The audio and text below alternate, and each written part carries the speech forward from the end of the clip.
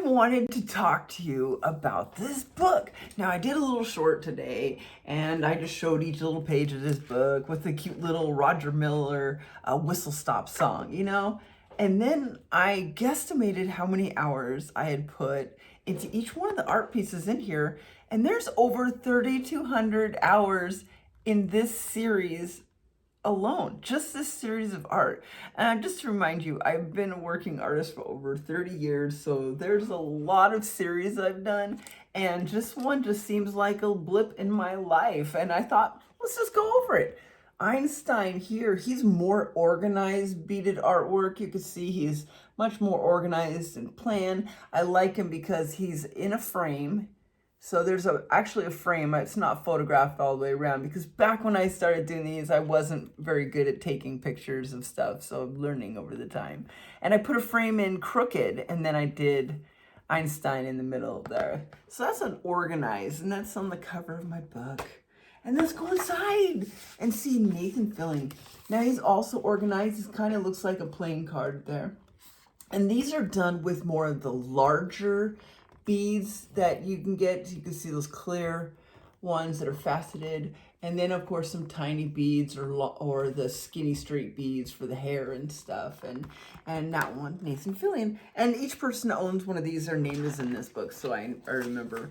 I've got a Michael Jackson, and this one is the unorganized method. This is where I just take all the random beads and I just kind of throw them in there. They're not hand piled and placed like, for example, Elvis is. Look at how organized Elvis is. In fact, those gold beads in the background, these are micro beads. So these were even smaller than the regular beads.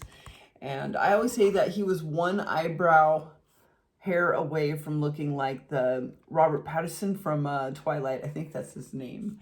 So this one is more disorganized, quick on there. And these are hard to photograph, especially when you'll see Bob Marley. They're really difficult to photograph and have them show as bright as they are in person.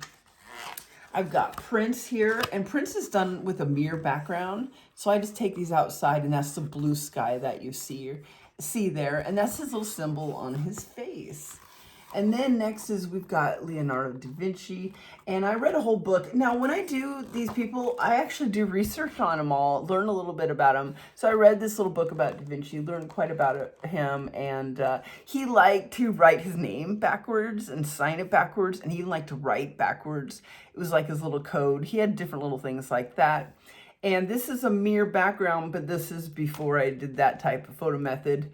And what is back here is a device that he had invented. And I believe it's kind of like a trebuchet or something, but here it's in the background of his picture.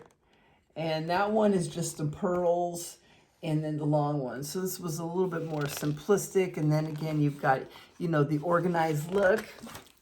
And Wild Bill, pardon me, he is both organized and disorganized. I feel like, look at how perfectly organized that part is, and then up to his hat is a little bit more random and free. And this is done inside of a wood tray. So, and then all of these are glued down, hand glued down, and then I seal them all in resin. And so they have a really beautiful depth and shine to them, especially when you do a mirror in the background. It really pops them out. And then this is the second one I ever did. It's actually a little bit smaller than this here, and it's Don Knotts. And then, of course, somebody else commissioned Don Knotts in space. So he's inside a metal box right there. I like that one. I love this one. Oh my gosh, this is the Three's Company Don Knotts. Then we go over to Vincent Price, and he's very organized with those gold beads and that static TV background. Those are all hand-placed black and white beads by my hand, by me in my hand. Then Marilyn, she was one of the first ones, and she used the pearls and stuff, and there's some things that I like about Marilyn, and there's some things I don't, but, you know, it's one of the first ones I did. It's a good size one, maybe 2 feet, maybe 18 inches across. I'm not quite sure there. And then Mr. Showmanship, Liberace. He was the most earning performer for 20 years straight. Liberace. You know, just grasp that in today's grasp of, you know, showmanship men. I'm at a loss for words about this because, you know, a lot of the stuff that I learned, I've already forgotten. I've forgotten all the information I learned about these people. So we got showmanship. And then this one, it definitely took over 300 hours to create. Like I said, this book contains, I guess, about 3,200 hours worth of work. I also got another nice organized James Gardner. Yeah, cool dude. Support your local sheriff.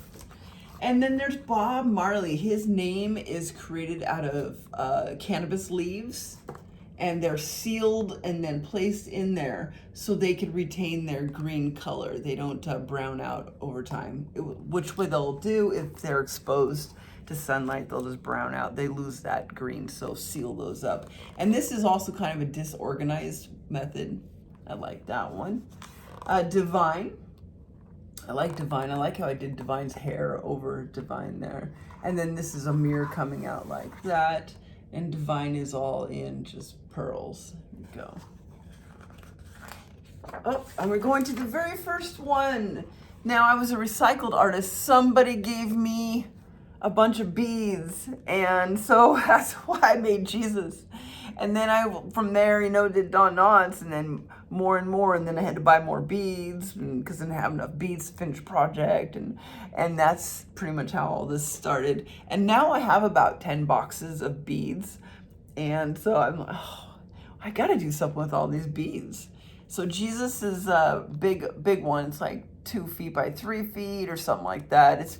I don't have measurements written down. And this is the only one I don't know who bought because I sold it at a festival. So usually everybody else, I kind of know who bought my stuff. So I know I keep talking about these organized and unorganized beaded portraits, and I'm sure nobody knows what the heck I'm talking about. But here we got Phyllis Diller, and her teeth are those beads with the little letters on them. So it says Phyllis Diller in her mouth with those little white beads.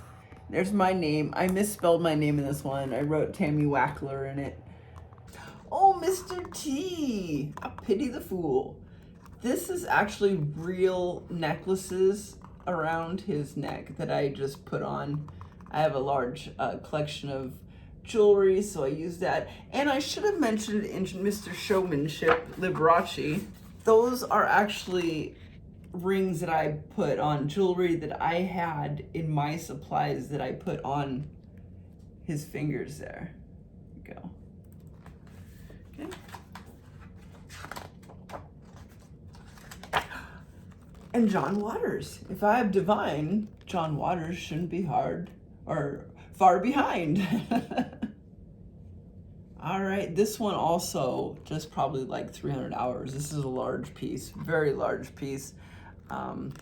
Fits lovely above a couch area. And that's about it. Oh, and Ugly Marilyn. So over 3,200 hours in these. And this beaded portraits are the reason I have to wear reading glasses, because I did so much of these with my eyes down, looking down in the light with that mirror coming up at you. It actually took years off my eyesight. So that's okay. I have this book and memories of art from the past. So thanks for joining and watching my very long video about my beaded portraits. Bye.